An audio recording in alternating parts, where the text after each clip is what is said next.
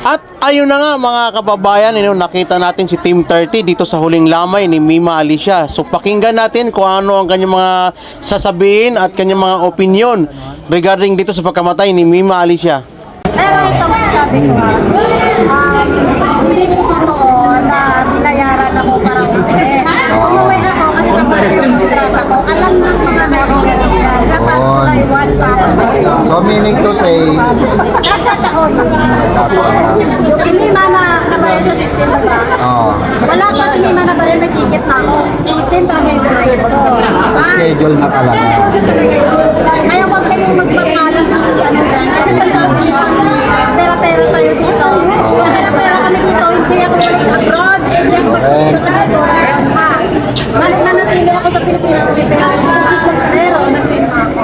Eto, kaya punta tayo. Pagkaano ka na, full time ka na sa amin. Hindi ako ay, babalik ako. Kasi walang bayad. Walang bayad ang vlogger.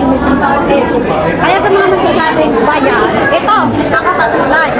Kung bayad ako, pipiliin ko lang mag-abroad.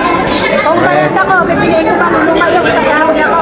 Pipiliin ko bang mga tulong sa ibang bansa? Of course not. Kung madaling pera dito sa pagiging vlogger, pipiliin may pera dito. Mas pipiliin pa dito ako. Nagawa lang ako ng video, magayaw-yaw na ako, may pera na ako.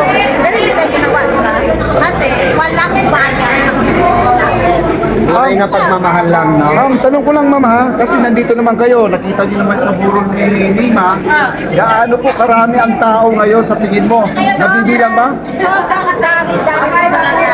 Simula first day, second day, ngayon, last day na ang dami ng tao. At hindi lang tao. Sa kanya yung mga bulaklak na yung dami na talaga kay Mima. So, ibig sabihin yan, marami po ang nagmamahal kay Mima Alicia. Yung mga trolls lang ng mga videos na paulit-ulit na lang ang comment. Na parang mga walang puso. Mga trolls lang yan. Copy-paste lang yung mga comments mo. Walang nasa-isa. Yun lang. Mensahe po natin sa ating mahal na Pangulo po. Ayun, mensahe ko kay Pangulong Marcos. Pangulong Marcos, salamat po sa iyong pagbigay dito. No, alam naman natin lahat na sa Pangulong Marcos ay isa sa nagbigay ng financing.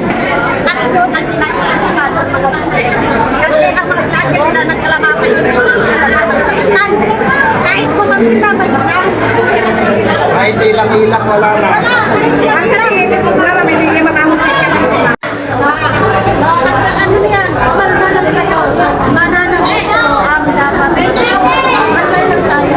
Nasa damit mo ma'am, nakasulat yan na Ate, ang magtutuloy Mima. Yes. Nawala na si Mima. Nagtuman, tumatlatag naman yung mga natin. Nagtuman, marami kayo.